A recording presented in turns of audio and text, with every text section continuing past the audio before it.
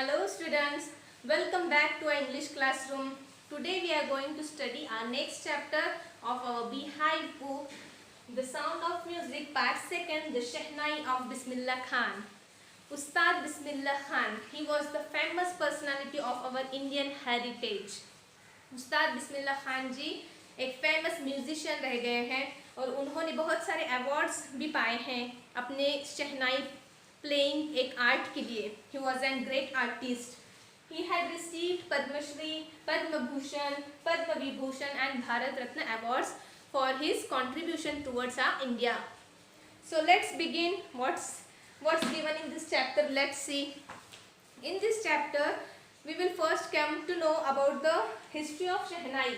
शहनाई कैसे आई, मीन्स शहनाई कहाँ से आई, कैसे उसका मतलब एस्टैब्लिशमेंट हुआ है. तो जब एम्परर औरंगजेब जो थे उन्होंने बैन किए थे पुंगी नाम के म्यूजिक इंस्ट्रूमेंट को बजाने से, बिकॉज उसका आवाज़ जो था एकदम अनप्लीजेंट साउंड था. तो फिर उनके दरबार में एक बाबर आता जाता था, एक नाई बोलते हैं ना, वो उसका आना जाना था. तो उसने एक इंस्ट्रूमेंट बनाया जो एक लंबा था, दिखने में तो पुंगी जैसा था लेकिन एक पतला सा एक लंबा सा था और उसमें 7 होल्स थे. तो वो इंस्ट्रूमेंट एक जैसे वो एक होल पे उंगली रखता था और बजाता था तो अलग धुन निकलती थी. तो फिर दूसरी उंगली रखता था दूसरे होल पे तो अलग अलग ऐसे राग आने लगे, अलग अलग साउंड्स आने लगे उस इंस्ट्रूमेंट से. तो फिर ये इंस्ट्रूमेंट क्या हुआ, एक रॉयल कोर्ट था उसके दरबारियों के सामने प्ले किया गया. तो as it is played in front of the royal court members, एक शाही लोगों के दरबार में ये इंस्ट्रूमेंट पेश किया गया, फर्स्ट टाइम प्लेड किया गया. And it was played by an barber, और बारबर को क्या बोलते हैं, नाई बोलते हैं हिंदी में. तो so it is named as shehnai. शाही लोगों के सामने प्ले किया गया इसलिए शेह, और नाई मतलब जो बारबर का एक कॉन्ट्रीब्यूशन उसमें दे दिया है. So it's about the history of the establishment of the shehnai. So let's begin with the lesson. Emperor Aurangzeb banned the playing of a musical instrument called pungi in the royal residence, for it had a shrill unpleasant sound. shrill मतलब उसका आवाज़ एकदम तेज था और unpleasant था मतलब कानों को अच्छा नहीं लगता था. pungi became the generic name for reeded noisemakers. Few had thought that it would one day be revived. A barber of a family of professional musicians who had access to the royal palace decided to improve the tonal quality of the pungi. जो barber था उनकी जो family थी professional musician की family थी, but by profession he is a barber, उसका आना जाना था दरबार में. तो उसने डिसाइड किया कि अब ये पुंगी की जो साउंड्स हैं उसको हम इम्प्रूव करेंगे, उसके साउंड क्वालिटी को हम इम्प्रूव करेंगे. He choose a pipe with a natural hollow stem that was longer and broader than the pungi and made 7 holes on the body of the pipe. When he played on it, closing and opening some of these holes, soft and melodious sounds were coming from it. तो क्या हुआ, soft and melodious sounds were produced. उसमें से कैसे आवाज आने लगी, एकदम नरम और एक melodious sound उसमें से आने लगी. He played the instrument before royalty and everyone was impressed. उसने शाही दरबार में उस इंस्ट्रूमेंट को प्ले किया और सबको बहुत पसंद आया. The instrument so different from the pungi had to be given a new name. तो इंस्ट्रूमेंट तो पुंगी से अलग हो गया इसलिए इसको नया नाम देना है. As the story goes, since it was first played in the Shah's chambers and was played by a nai, that's a babar, the instrument was named the shehnai. The sound of the shehnai began to consider auspicious, and for this reason it is still played in temples and is an indispensable component of any North Indian wedding. तो क्या है indispensable मतलब क्या है, without which a piece of work cannot be carried out, cannot be done, मतलब जिसके बिना काम नहीं चल सकता. मतलब अब ये तो कंपल्सरी हो गया नॉर्थ इंडियंस के वेडिंग्स में कि शहनाई प्ले करना है. और शहनाई कहाँ कहाँ बजाई जाती थी? अभी टेम्पल्स में और अच्छे अच्छे ओकेजन्स में बजाई जा रही थी। In the past the shehnai was part of the naubat और traditional ensembles of 9 instruments found at royal courts. तो शहनाई अभी क्या बन गया था? रॉयल कोर्ट में जो इंस्ट्रूमेंट्स प्ले करते थे, it was one of them. Till recently it was used only in temples and weddings. The credit for bringing the instrument on to the classical stage goes to Ustad Bismillah Khan. इससे पहले शहनाई जो है सिर्फ temples में, सिर्फ मंदिरों में और शादी के त्योहारों में बजाई जाती थी, लेकिन इसको एज अ म्यूजिक ऐसा सबके सामने लेके आने का सब कंट्रीब्यूशन किसको जाता है? उस्ताद बिस्मिल्लाह खान को।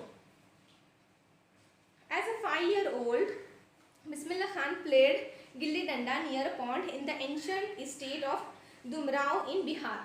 ही was from Bihar staying in the place named Dumrao. He would regularly go to nearby Bihariji temple to sing the Bhojpuri Chaita, at the end of which he would earn a big laddu weighing 1.25 kg, a prize given by the local Maharaja. This happened 80 years ago, and the little boy was travelled far to earn the highest civilian award in India, the Bharat Ratna. तो क्या होता था? बिस्मिल्लाह खान जी Bhojpuri Bihari temple में Bhojpuri Chaita play करते थे और उसके बदले उनको क्या मिलता था? 1.25 किलो का लड्डू उनको प्राइज में मिलता था महाराजा से। सो ये कभी होता था? 80 ईयर्स पहले की बात है। फिर बाद में उनका जो है उनको एक इंडिया का सिविलियन अवार्ड भारत रत्न उनको मिला।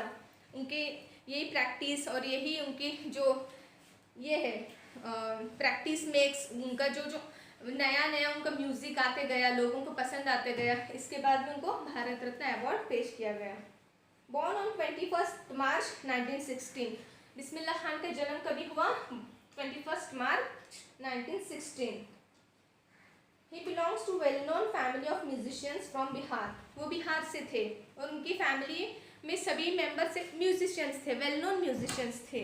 His grandfather Rasool Bakhsh Khan was the shehnai nawaz of the Bhojpur king's court. उनके ग्रैंडफादर का नाम था रसूल बख्श खान और वो कौन थे? भोजपुर किंग के दरबार में एक शहनाई प्लेयर थे। His father पैगंबर बख्श and the other paternal ancestors were also great shehnai players. उनके जो फादर थे वो भी शहनाई प्लेयर थे।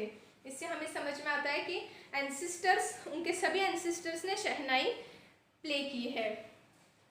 The young boy took to music early in life. उन्होंने म्यूजिक जल्दी सीखी। At the age of 3 when his mother took him to his maternal uncle's house in Banaras, now it is called as Varanasi. Bismillah was fascinated watching his uncles practise the shehnai. जब वो 3 साल के थे, उनकी mummy जब भी उनकी मदर ने उनको वाराणसी लेके गई थी, तभी वो अपने मैटरनल अंकल मीन्स उनके मामू को शहनाई प्ले करते हुए देख के बहुत उनको फैसिनेटिंग लगता था। सून बिस्मिल्लाह started accompanying his uncle Ali Baksh to the Vishnu temple of Banaras, where Baksh was employed to play the shahnai. Ali Baksh would play the shahnai and Bismillah would sit captivated for hours on end. Slowly he started getting lessons in playing the instrument and would sit practicing throughout the day. For years to come, the temple of Balaji and Mangala Maiya and the banks of the Ganga became the young apprentice's favorite haunt where he would practice in solitude. Apprentice मतलब क्या है? A person who works for low pay in order to learn the skills needed in a particular job. तो वो कहाँ? गंगा किनारे बैठ के ये बजाते थे, शहनाई बजाते थे सॉलिट्यूड में। सॉलिट्यूड मतलब क्या? एकांत में। उनको एकांत में बजाना पसंद था ताकि कंसंट्रेशन भी अच्छे से लगे और उनको शायद एनवायरनमेंट भी वो पसंद होता था, इसलिए वो वहाँ उन्होंने बहुत रियाज किया, बहुत सारी प्रैक्टिस की। The following waters of the Ganga inspired him to improvise and invent ragas and that were earlier considered to be beyond the range of the Shehnai. जो गंगा के वाटर का फ्लोज वगैरह था उसके वजह से उनके जो रागाज, उनके जो ये थे साउंड्स थे म्यूज़िक के, वो सुधर गए, उसमें उनकी सुधार ना होने के लिए वो उनको बहुत हेल्पफुल हुआ. At the age of 14, Bismillah accompanied his uncle to the Allahabad Music Conference. At the end of his recital, Ustad Fayyaz Khan patted the young boy's back and said, "Work hard and you shall make it." तो at the age of 14 वो कहाँ गए थे? उनके Allahabad music conference में accompany बन के गए थे. तो उनके मतलब उनके चाचा के साथ में गए थे, चाचा या फिर मामा, मैटरनल और पैटर्नल यहाँ पे नहीं दिया है, लेकिन अंकल के साथ में गए थे. At the end of his recital, उनका जब भी रियाज ख़त्म हुआ तो उस्ताद फैयाज़ खान, वो टाइम के बहुत बड़े उस्ताद थे शहनाई के, उन्होंने उनके पैट किया मतलब शाबाशी दी उनको, और उनको क्या बोला? वर्क हार्ड, तुम बहुत मेहनत करो और तुम सच में, and you shall make it, और तुमको ज़रूर हासिल होगा और तुम ज़रूर कर पाओगे. With the opening of the all India radio in Lucknow in 1938, Bismillah's big break, he soon became an often heard shehnai player on the radio.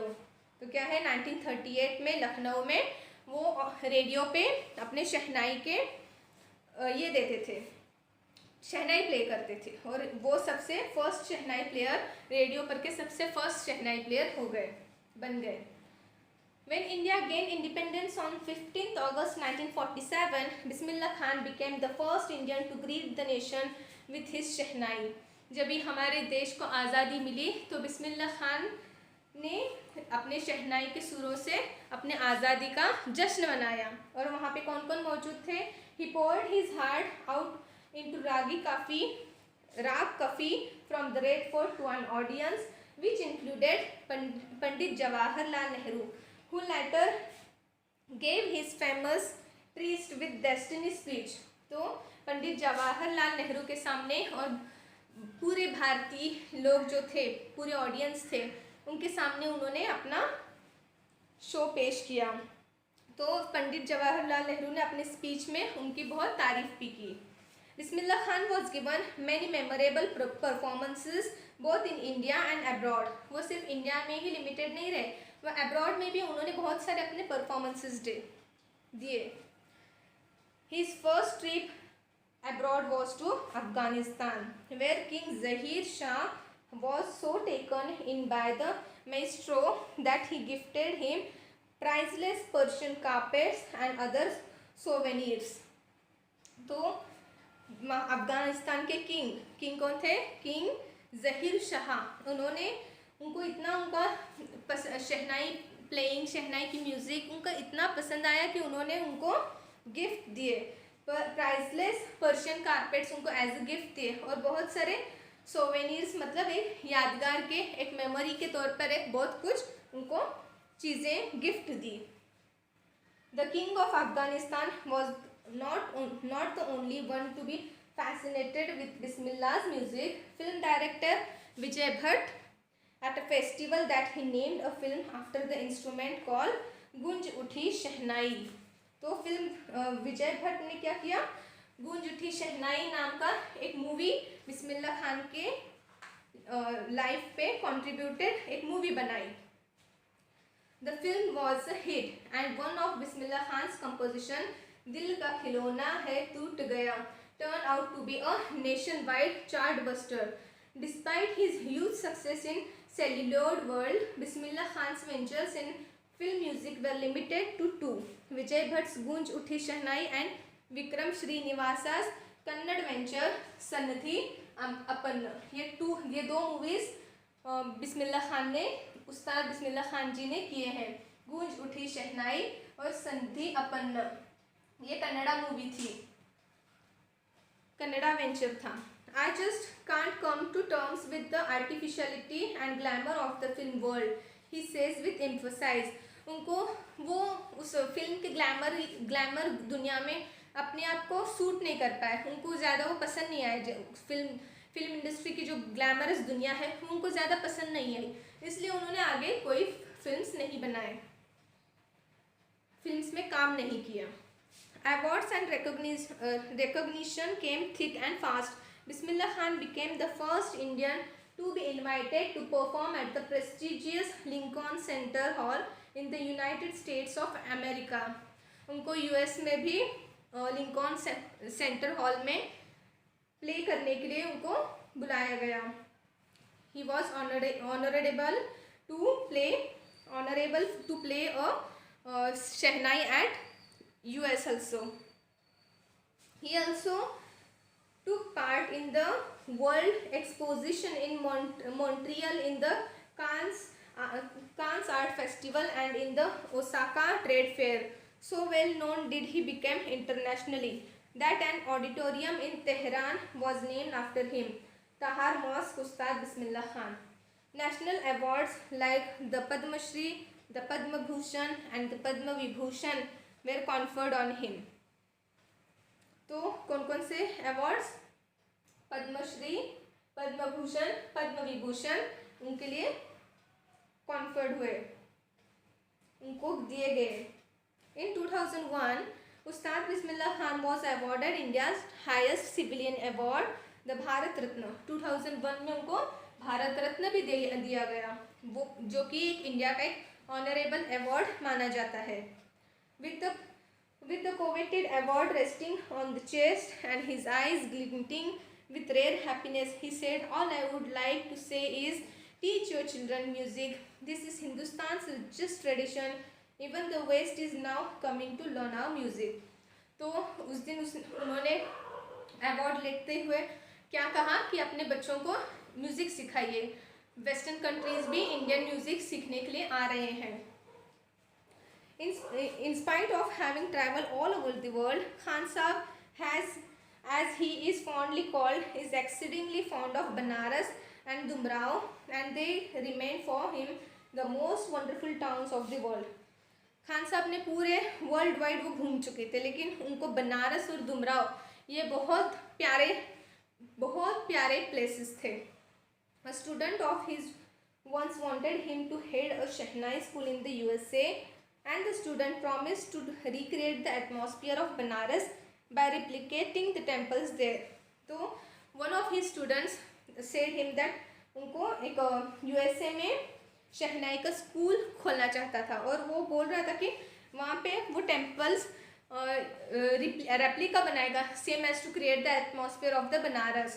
तो but Khan Sahab asked him if he would be able to transport river Ganga as well. तो उन्होंने उसको क्या पूछा, तो क्या गंगा की नदी भी यहाँ पे लेके आ सकता है? तो later he is remember to have, that is why whenever I am in foreign country I keep yearning to see Hindustan. जब ये फॉरेन में जाते हैं तो उनको हिंदुस्तान बहुत याद आता है। While in Mumbai I think of only Banaras and the Holi Ganga. जब ये मुंबई में रहते हैं तो उनको बनारस और गंगा नदी की बहुत याद आती है। And while in Banaras I miss the unique मठ ऑफ दुमराव। जब ये बनारस में रहते हैं तो वो दुमराव में एक जो मठ है जहाँ पर बैठ के वो रियाज किया करते थे, वो उनको बहुत याद आता है। तो इधर क्या रीडर्स डाइजेस्ट करके जो वीकली या फिर मंथली एक बार पब्लिश होती है, वहाँ का उनको एक पैराग्राफ दिया गया है। Shekhar Gupta, when partition happen didn't you and your family think of moving to Pakistan. Shekhar Gupta क्या पूछते हैं बिस्मिल्लाह खान को, जब इंडिया और पाकिस्तान का पार्टीशन हुआ था तभी आपने सोचा नहीं कि फैमिली को लेके पाकिस्तान को चला जाऊं? बिस्मिल्लाह खान ने जवाब दिया, गॉड फॉरबिड मी लीव बनारस। तो गॉड फॉरबिड मतलब रोकना। तो एक हिंदी उर्दू में बोलते हैं खुदा बचाए या फिर खुदा रोके, खुदा बचाए, लाइक दिस उन्होंने बताया, खुदा बचाए मुझे, मैं और बनारस छोड़ूं। Never I went to Pakistan once. मैं पाकिस्तान कभी गया ही नहीं, बोलते वो। आई क्रॉस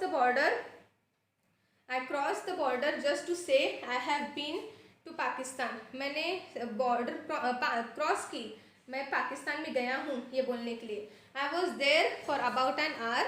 I said नमस्कार to the Pakistanis and अस्सलाम वालेकुम to the Indians. I had a good laugh. तो क्या बोलते हैं, मैं सिर्फ 1 घंटा वहाँ पे रहा और पाकिस्तानी को मैंने नमस्कार किया और हिंदुस्तान के लोगों को सलाम वालेकुम किया. It was an laughter. Ustad Bismillah Khan's life is a perfect example of the rich cultural heritage of India. उस्ताद बिस्मिल्लाह खान की जो लाइफ है और उनका जो कंट्रीब्यूशन है इंडिया के लिए, it is an perfect example of rich and cultural India. One that effortless accepts that a devout Muslim like him can very naturally play the Shehnai every morning at the Kashi Vishwanath temple. Even though he is a Muslim, he plays a Shehnai every morning at the Kashi temple of Banaras, Vishwanath temple. Ustad Bismillah Khan passed away on 21st August 2006 at the age of 90 after a prolonged illness. He was given a state funeral and the government of India declared one day of national mourning. तो I hope ये chapter आपको समझ में आ गया होगा. ये एक बेहतरीन चैप्टर है जिसमें एक मुस्लिम एक हिंदू के टेम्पल में हर रोज़ शहनाई बजाया करता था अपने लाइफ लॉन्ग. और even it is an example of national integration, unity in diversity. ये सब बहुत सारे एग्जाम्पल्स हमको इस चैप्टर से सीखने के लिए मिले हैं. So guys, if you are having any queries, please feel free to ask me on WhatsApp और कॉल मी.